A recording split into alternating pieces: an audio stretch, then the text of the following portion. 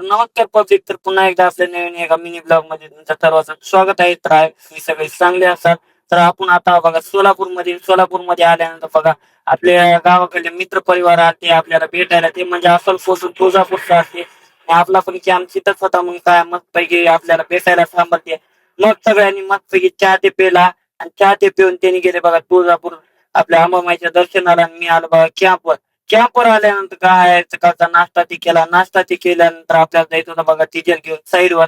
मग काय साईडवर आलो, डिझेल ठेवलं आणि डिझेल ते ठेवून जायचं होतं बघा तिथून दुसरीकडे म्हणजे विमानतळाकडे. मग काय हैदराबाद रस्त्यावरून आपल्याला जायचं होतं बिजापूर रस्त्यावर.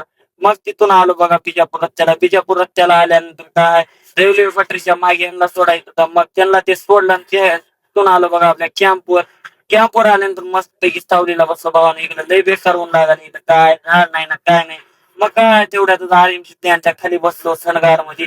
मग तेवढ्यात साईड बघा आपली मोठी साहेब, मग साहेबाला घेऊन जायचं साईड दाखवायला. मग काय त्यांना ते घेऊन आलो साईडवर काम ते चालू होतं. काम ते म्हणजे आपल्या सोलापूरमध्ये बघा आपलं वालचं काम चालू आहे, म्हणजे नाल्याचं काम चालू आहे मोठमोठ्या. मग काय सगळं साहेबांना शेअरची केले बघितले साहेब. आणि बघितल्यानंतर बघा थेट आलो बघा साहेबांना कॅम्पवर कान करत. मग आलो बघा कॅम्पवर आल्यानंतर स्पर्धा जेवणची करून बसल्यानंतर काय पुन्हा नाईट 5-6 वाजता गेलो. 6 वाजता गेल्यानंतर सगळ्या ऑफिसरला घेऊन आलो कॅम्पवर.